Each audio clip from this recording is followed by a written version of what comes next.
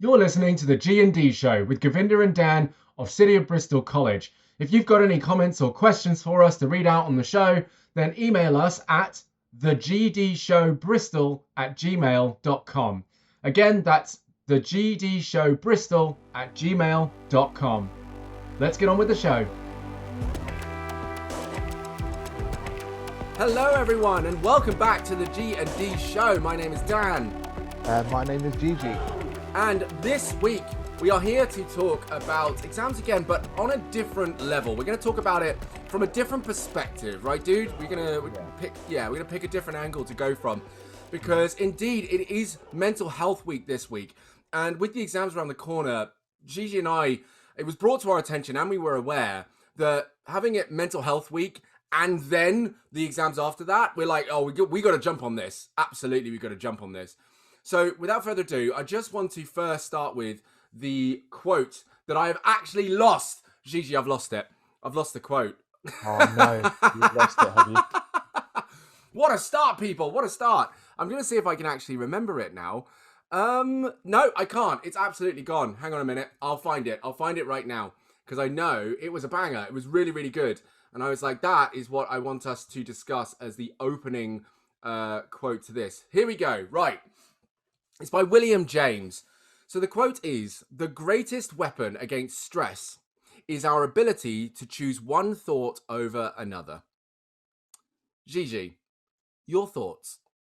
My thoughts on that thought Yes, is indeed. Yeah. you know what? I really do like that. I really like that quote, and solely for the reason, you know how much I talk about the mind, right? And all the mental chatter and all the things that come up in the mind, right?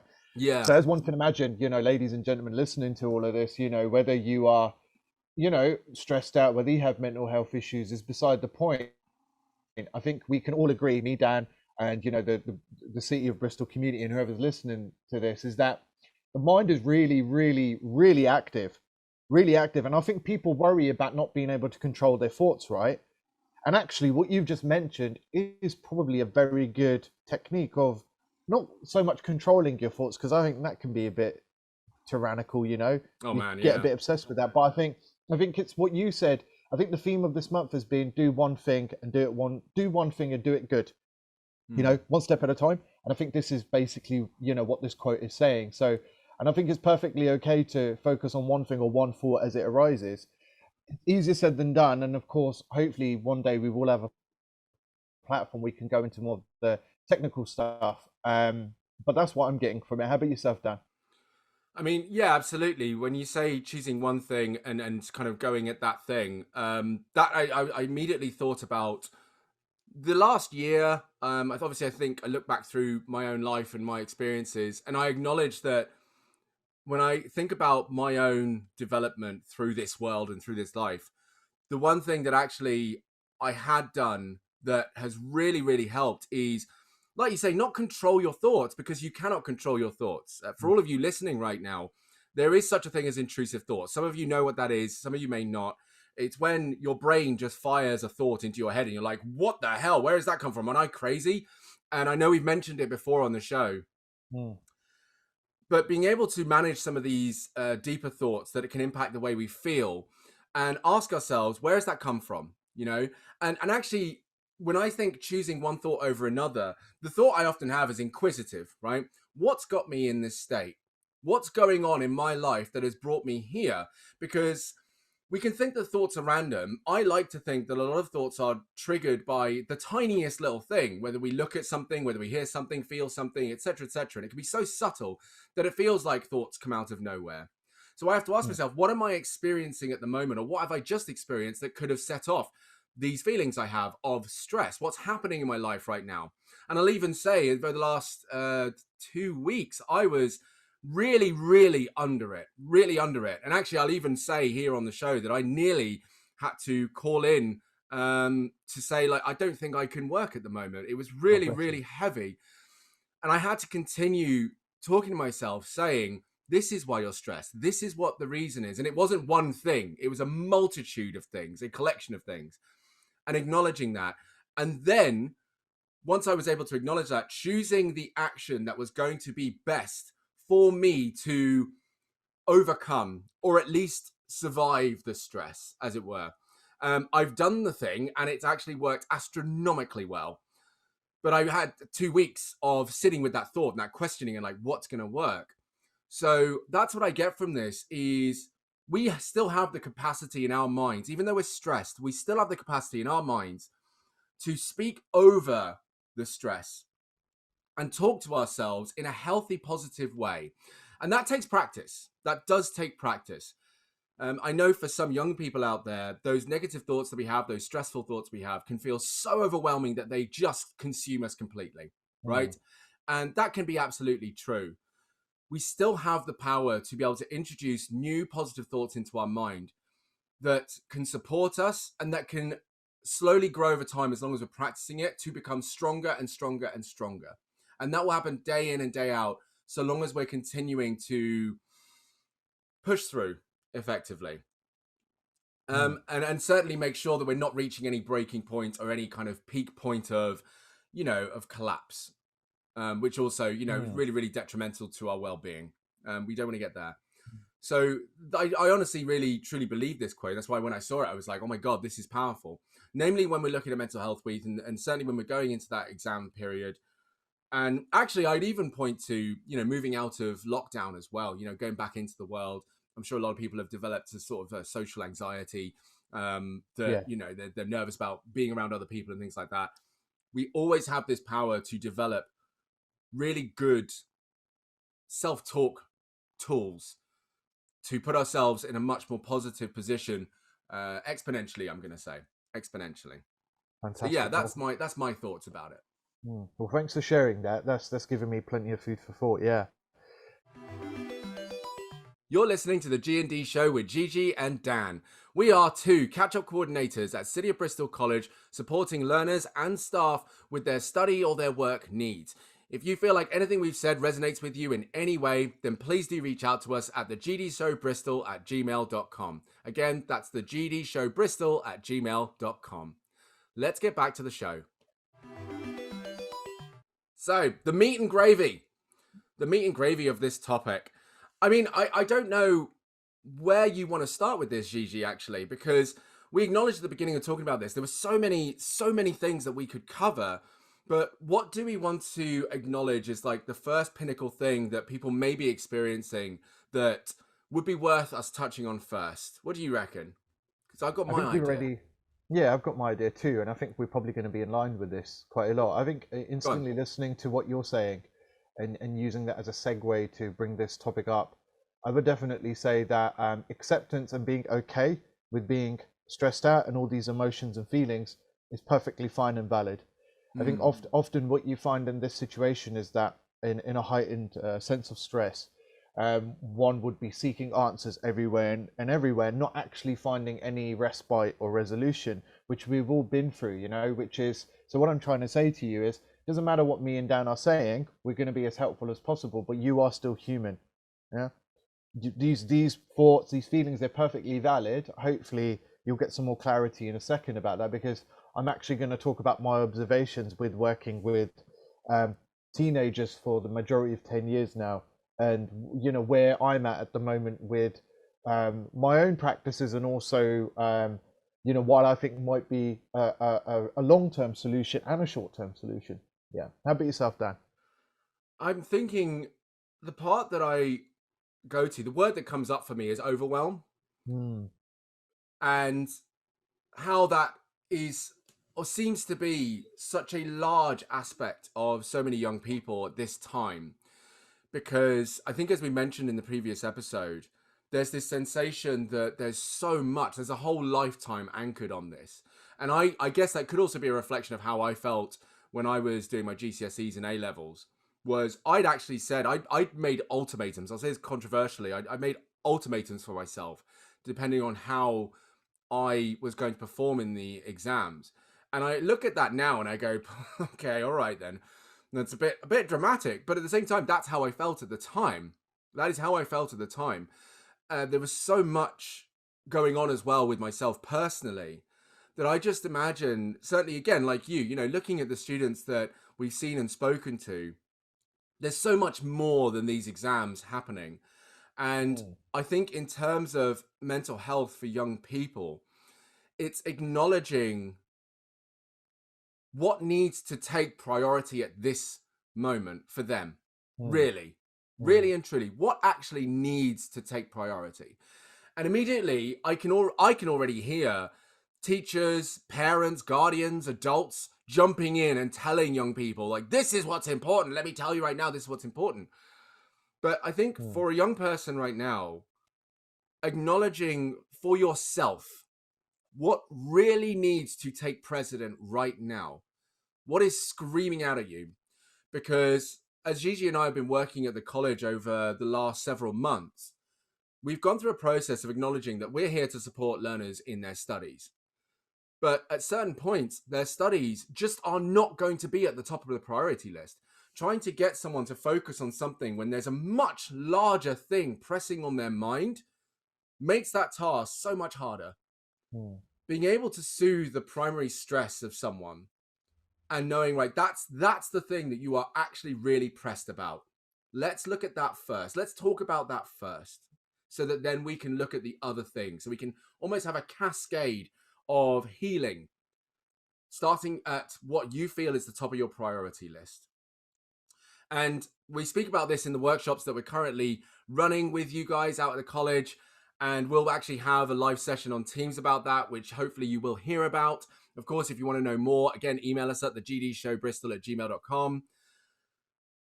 It's about segmenting and compartmentalizing the stresses. When we have, and funny enough, actually, I did a post about this on TikTok. I actually did a post about this because someone pointed out that when you have bad mental health days, it can be really hard to have your mind challenged by all of the lies it's telling itself to try and fight through, to see the clear through the trees, you know? And so it's a case of actually being able to compartmentalize what those stresses are, really sitting down and identifying them so that you can go, right, let me attack those. Because again, like I said, that's what I did over the last 2 weeks, was going, what is it that is pressing on my shoulders really hard?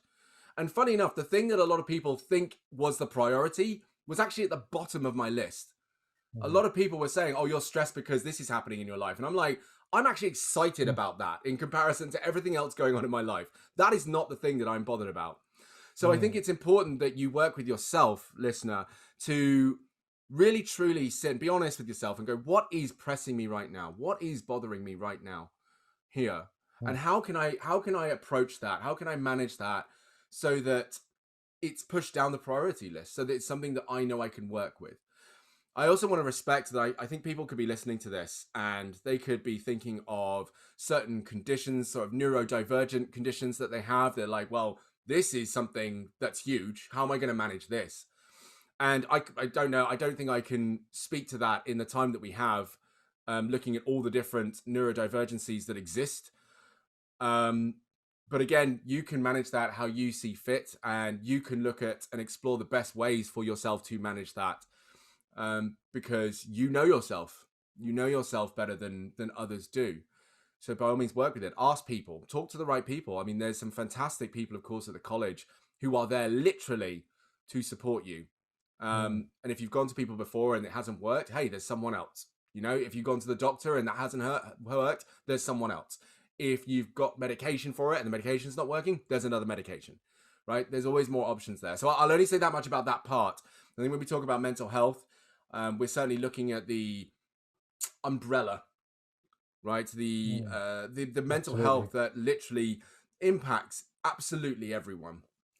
I think if we go down into the niches, we'll certainly end up floating in those spaces for a very, very long time. Definitely. I think just expanding on what you said as well, I think the whole idea of overwhelm is definitely a sensation that you see from our lens as well, from our eyes, when you talk to students. And I think it's necessary to say also as well is that whilst the overwhelm is there, it's going to bring up a lot of emotions and feelings about not being in control of your own life. You know, a lot of things going on, and often already I've had this conversation with a student, and their main concern was not only the exams coming up, but how they're going to juggle all their own current responsibilities and life in general. Because obviously, put yourself in the shoes of that person, and I'm not saying everyone's going to be feeling like this. I think it's probably okay to say that, you know, not only are people feeling overwhelmed, but they are instantly acutely focusing on, you know, the stresses of the exam, and that's it. That's the rest of their life now, because that's all they're dialed into, right? And I think it's okay for you guys out there, if you're listening and you want some sound advice, or just some, you know, like just tips to go in the right direction, I would strongly recommend working with a lot of students and seeing this, is that get okay with communicating that you're not available. You know, I think there's been a lot of this sensation where I've heard students all over the college and the ones that I'm coaching one-to-one, where they've said to me, they wake up in the morning and instantly there's everything they do is anxiety inducing, which is not going to help you in any way, shape or form, especially if you're dealing with these stresses. You know, like they're not great at, like they'll wake up with 100 texts on their phone and stuff like that. So I would encourage you, like Dan said, is to sit down for a moment and do a self-inquiry or an inventory of what's going on at the moment with yourself, because obviously no one can tell you what to do with your life anyway, in general. And then start to look at where perhaps you are leaking out more emotions. You know, is it from your communication? Are you not able to cope with replying to people? And this is perfectly okay. This is fine. You know, I don't want you to feel that you have to take the weight on your shoulders and run with it, you know. And that's what I will say from a sound practical perspective, is communicate those boundaries. And not only is it good in the short term, it's good on the long term as well, you know. And it goes back to, we've gone full circle, it goes back to just being okay with doing one thing at a time. You know, your mind cannot be that scattered and be practical. It really can't, you know. I wish we had more time, Dan, because actually I really want to start talking about the physical stuff that people can do as well, because I there's a part of me that doesn't agree with, like, people who are mentally stimulated doing more mental stuff. Yeah, absolutely. But I mean, I can touch upon it very briefly. I'm not, probably a minute will be fine, you know, so I hope I don't butcher it. We got time, man. Go for it. So what I found in my observations and in my own time alone, you know, and inquiries, COVID has been fantastic in giving me that platform. I've identified that the human race is very intellectually stimulated. Very intellectually stimulated. Let me give you examples. Electronics, phones, gadgets, iPads, whatever you guys have, right? There is so much vying for our attention. And I don't mean just a little bit of this and a little bit of that. It's so much. Yeah. There's mental stimulation, there's stimulation coming outside. And if you have social anxiety, you know, even your senses being overly stimulated can be frying and draining. And so whilst this is about stress management and mental health, I also think this is very important to bring up, is that I think it's good to explore methods that get you out of your head and get you more back into moving and being physical. And I'm only saying this as a person who was an overthinker, to the sense I would overthink every smallest minute detail, you know, and that for me wasn't healthy. It wasn't good for me. It wasn't practical anymore. I couldn't go with it.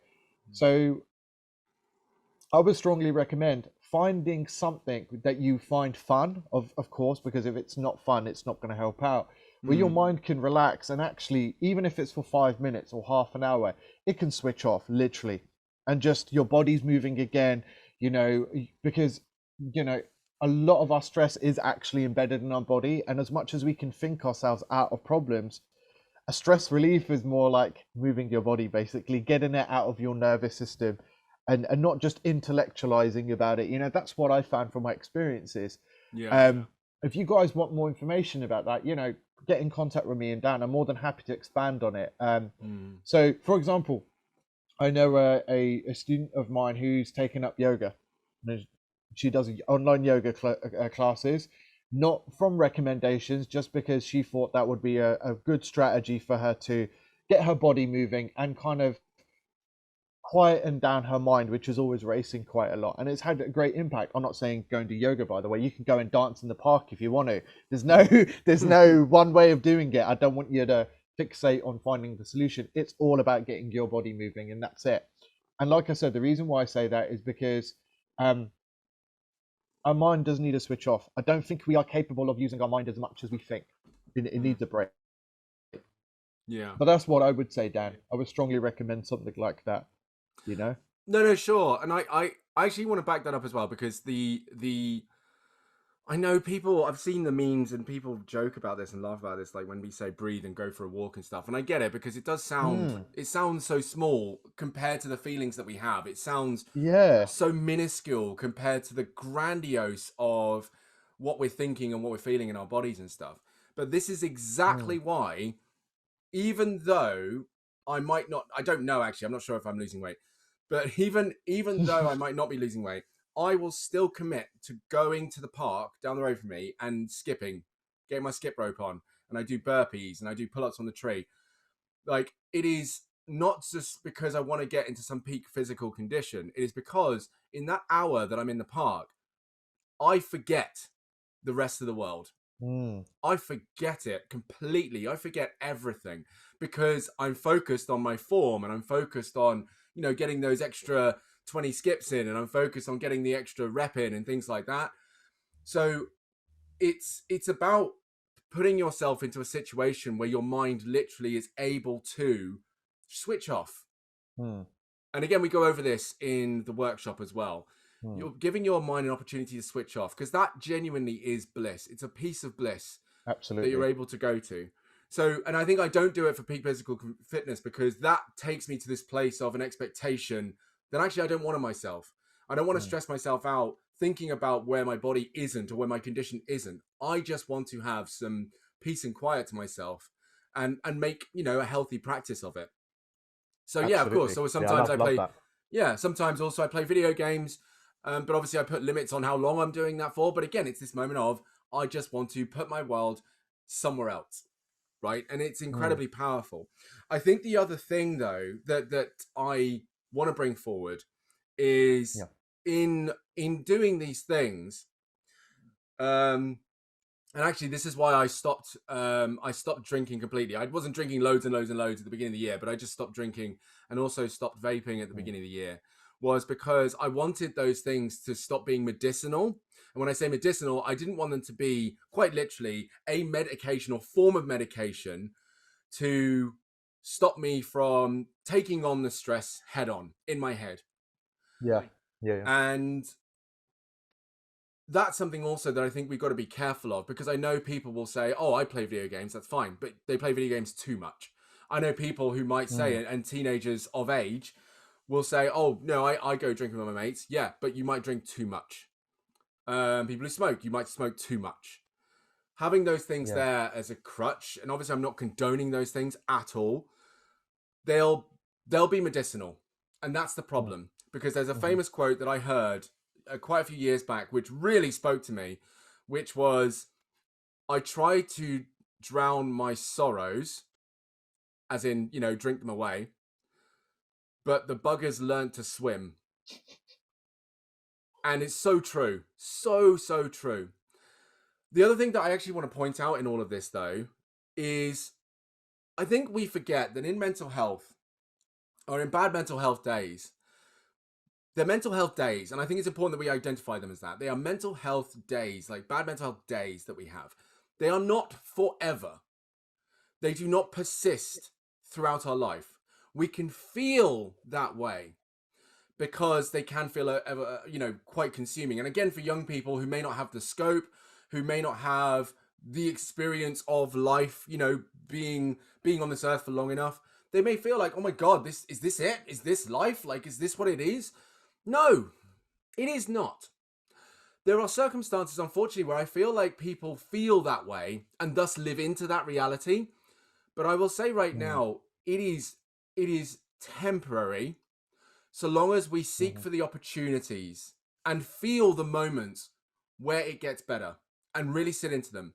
And instead of anchoring the good days off of the bad ones anchor the bad ones off of the good days. When you're having a bad day, be like, okay, this is a bad day. This is a bad day I'm having. This isn't a great day, but I will have a good day. And I'm going to look forward to that good day. So when that good day comes around, I'm going to acknowledge it. I'm going to sit in it. I'm going to enjoy the hell out of it because I want to remember the good days so that should a bad day come along again, inevitably, I can remember the good days that I can have again. And that's a practice as well that I feel is incredibly powerful because this isn't it. This is not it. I know we said this in the last episode as well. This isn't it. This is not life. This is not the totality of everything. This is not the be all and end all of your experience. This isn't, the peak of the mountain. There's the whole world left waiting for you to go and see it. This is not it. And I think our emotions trick us into thinking it is. Like this moment will define us. This moment will make us. This moment will be us for the rest of our life. Absolutely A to Z, 1 to infinity. No. No. Not even, no. And I guess out of everything, I want that to be heard fully because in that way, I want you to be able to start telling yourself that as well. Even though you may not have any evidence of that, I want you to tell yourself that and truly believe that because there are other people out there who, well, millions, billions of people out there who have not let their grades or their exams define them. Yeah. And they're able to get on with life. So yeah.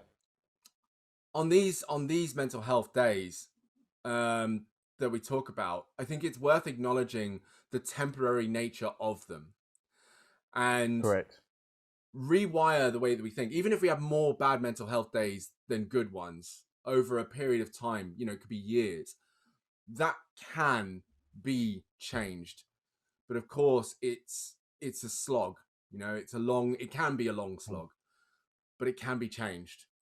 And it is, of course, again, about choosing the powerful thoughts over the lies that our brain is telling ourselves. Because when we're having I think that's also a sign that we're having a bad day is when we know our mind's trying to tell us stuff that doesn't help us, that doesn't make us feel good. And that's something also, is worth tagging on to. So yeah. Make sure that we're consciously aware of even the good moments, I think I mentioned this before, sitting in the good moments, sitting in the good days, being fully conscious of those good days. Because that can really help us move forward in knowing that can happen again. And then one day we learn how to create that. And then we're flying. Yeah, definitely. I like that one. You're listening to the G&D Show with Gigi and Dan. Again, if anything's resonated with you in this episode or in other episodes you've listened to, then reach out to us for group sessions or one-to-one conversations at thegdshowbristol@gmail.com. That's thegdshowbristol@gmail.com. Let's get back to the show. Alrighty. So then, we decided to go into some thoughtful would you rathers this time. So, Gigi, you've got yours ready. I need to prepare mine. So, do you want to ask yours first? And I'll just quickly hop over to where mine are. Yeah, and so I've got 2 here.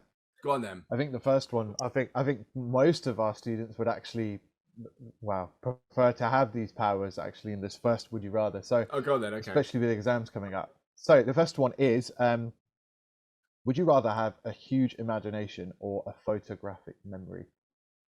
Oh man. Oh no, a huge imagination. Yeah.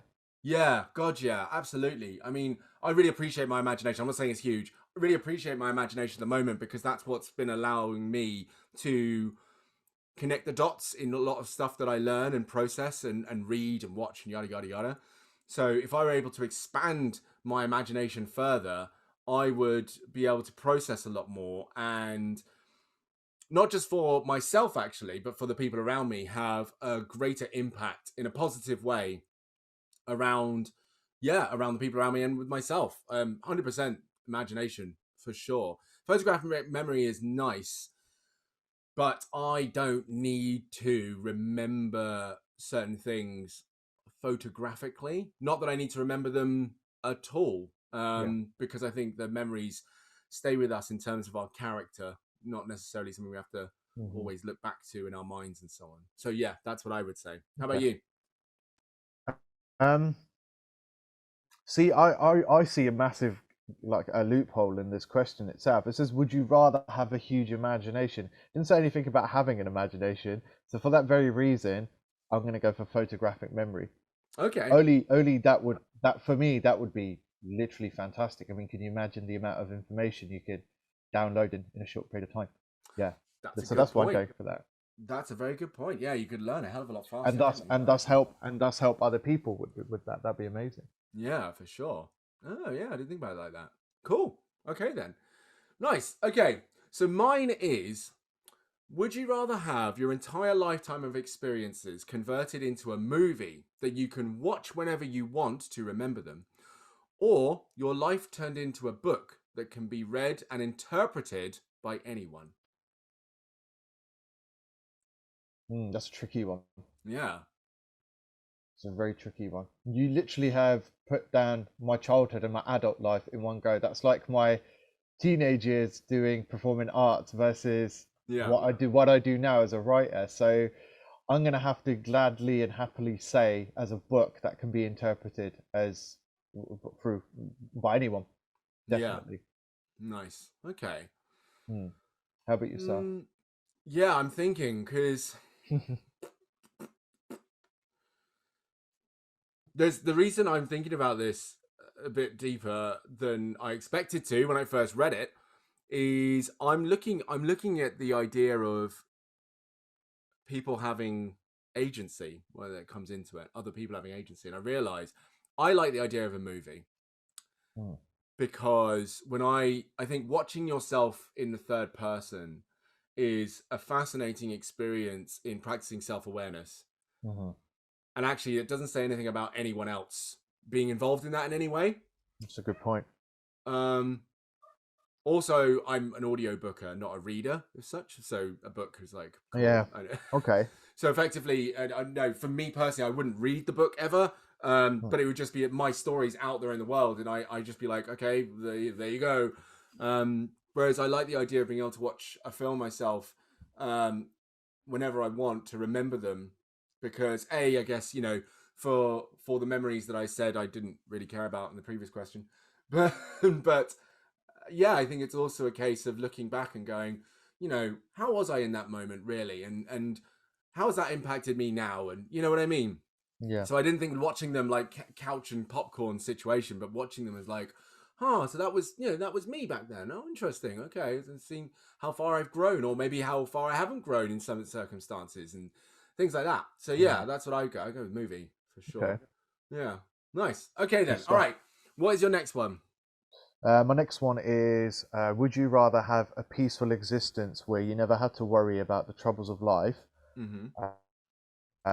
or live a more normal life full of risk and challenge? I like how they put normal in that, and I don't know. Yeah, they put it in. They put it in quotation marks. Quotation marks. Perfect. Yeah, for sure. Do you want me to read that back to you, or you're okay? Just the first bit, actually. I think I missed the first bit. So Dan, would you rather have a peaceful existence where you never had to worry about the troubles of life, or live a more normal life full of risk and challenge?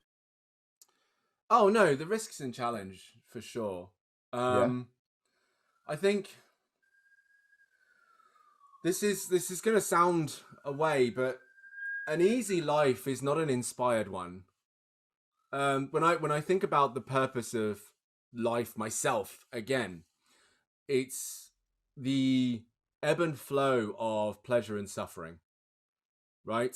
Yeah. It's kind of like you can't know what's good without knowing what's bad. Absolutely. And you can't know the depth of pleasure unless you know the depth of suffering.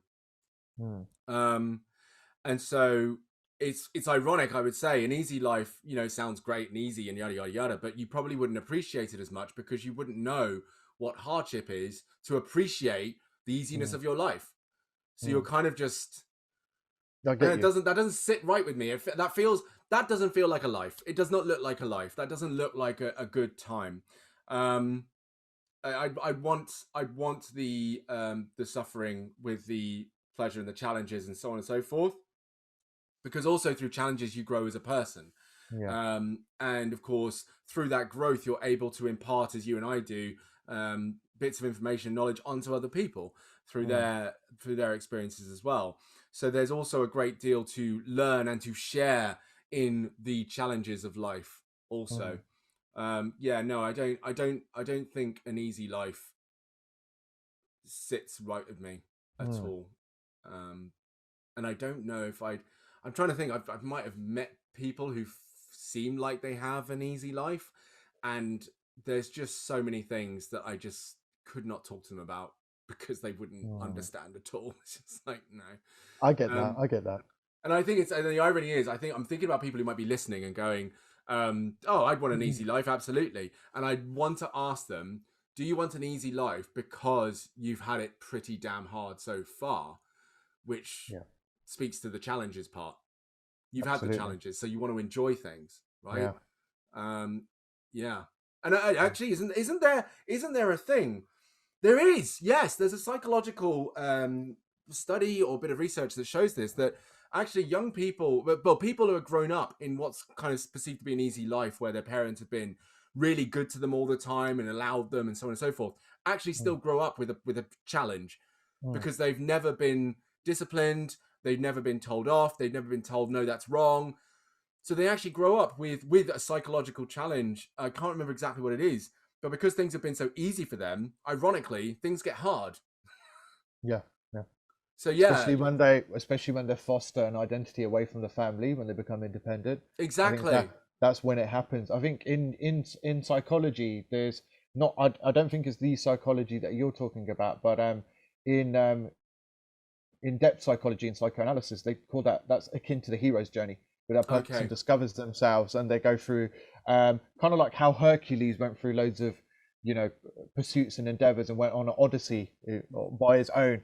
That itself brings up challenges, and that it doesn't even have to be Greek mythology. You still see it to this day and age. You know, like when someone moves out when they're 19 or 20, they're like, oh my God, the world's big and it's stressful, and I had it all easy, and mum would make me pancakes at 10 o'clock in the morning. It sounds great, but this is growing pains at the same time, you know? Yeah, for sure. Yeah, there you go. Absolutely. Okay. Nice. How about you? You know what? This is a tricky one, because actually, I just want to be very transparent with our listeners. I think I've had a very chaotic childhood, and there's been a lot of stress. I think there's so much that the idea of a peaceful existence sounds amazing to me, but I also know that externally things aren't peaceful. So that would make it a huge challenge for me itself, you know, to still be like that. So for me, I'm going to go for risk and challenge, only because stagnation absolutely frightens me. Yeah, oh God, yes. Oh man. Oh, stagnation is terrifying.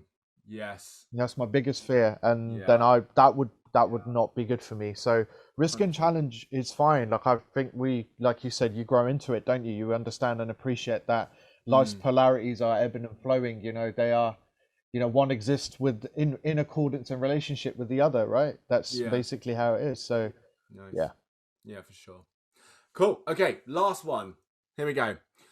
It's funny because it kind of feels like this sits out of the last one a bit. It's a wonderful segue into this one. Okay. So, would you rather never take the easy way out of anything ever again, or stop procrastinating? That's a really tricky one.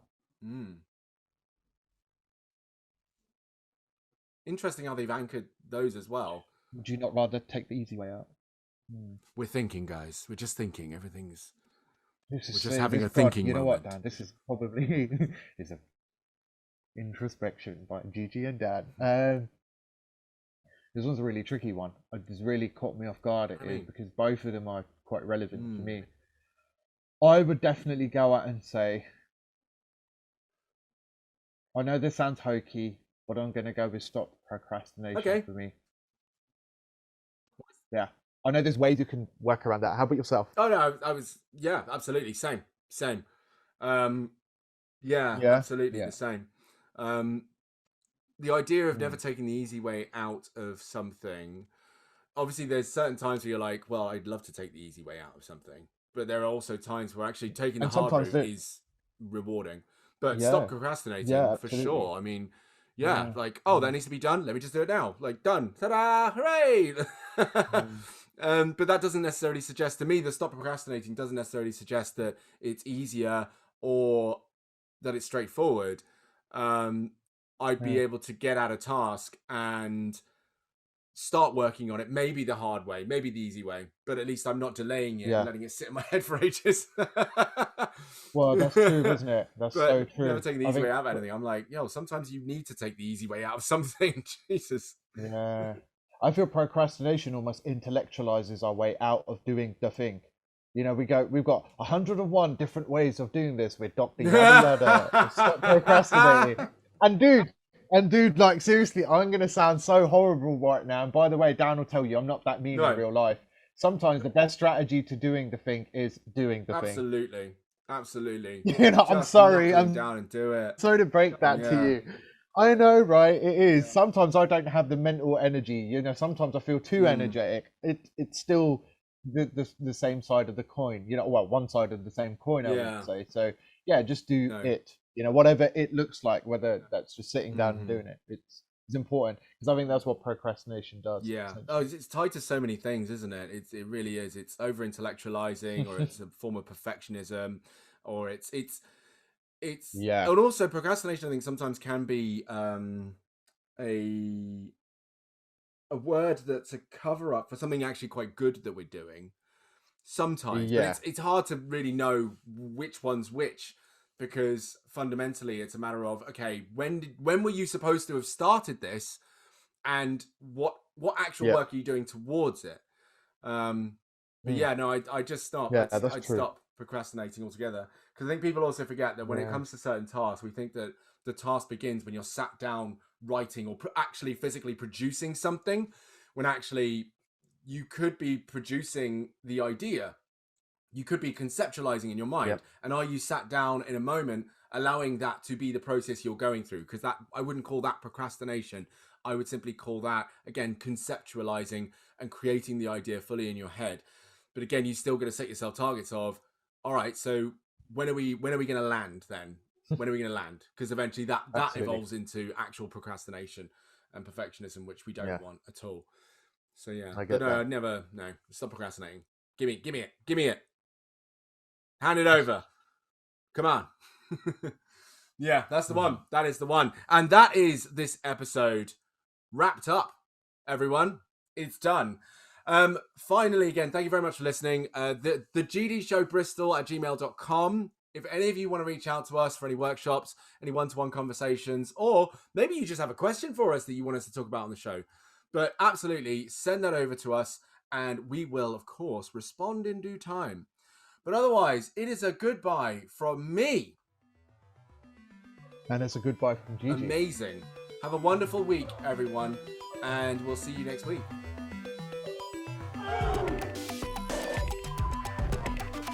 You've been listening to the G&D Show. Thank you very much. If you've got any comments or questions, or if you're a student at City of Bristol College and you want some one-to-one conversations with myself or Govinda, then please do email us at thegdshowbristol@gmail.com.